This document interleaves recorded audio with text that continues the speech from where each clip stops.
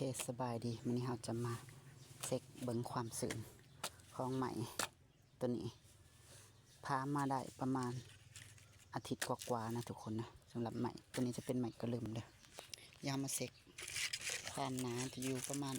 5-6 มิลนะประมาณนี้3-4 มิล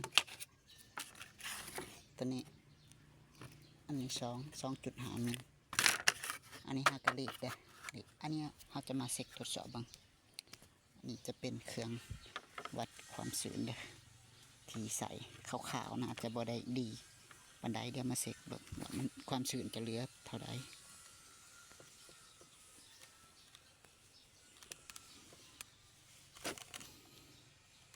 นี่นะความชื้นอยู่ตัวนี้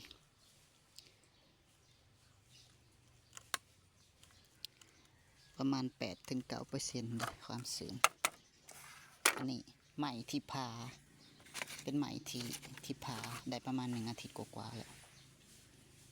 นี่เป็นเศษมันนะ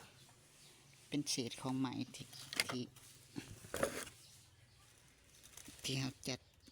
เราพึ่งพาแล้วก็เก็บไว้ส่วนตัวนี้แผ่นนี้นี่จะมาประมาณ 9% นะ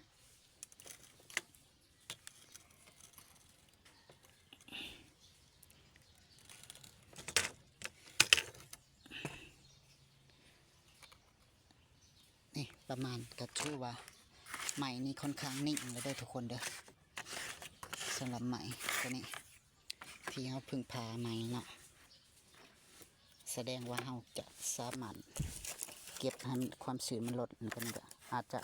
ใช้เวลาบุดนในการให้กีตาร์เพราะว่าความชื้นมันก็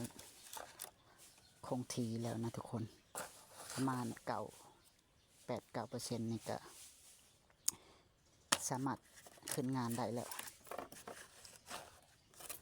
สำหรับงานกีตาร์โปร่งนะโอเคมันนี้บ่มีอย่างไรเข้ามา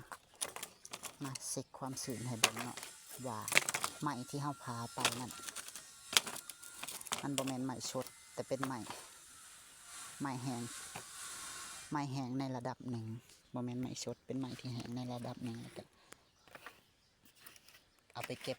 เล็กน้อยก็สามารถขึ้นงานได้แล้วเนาะสำหรับคนที่ขึ้นงานไวหรือว่าคนใดที่ต้องเก็บให้มันได้ 0.00% ค่ะอาจจะใช้เวลาเพิ่มเติมอีกโอเคประมาณนี้สำหรับไหมจะมีอยู่ประมาณ 1-2 ชุดที่โพสที่ต้องการขายเนาะสำหรับไหมชนิดนี้ที่เราโพสลงในล่าสุดเนาะถ้าใครสนใจก็สอบถามมึงได้เด้อ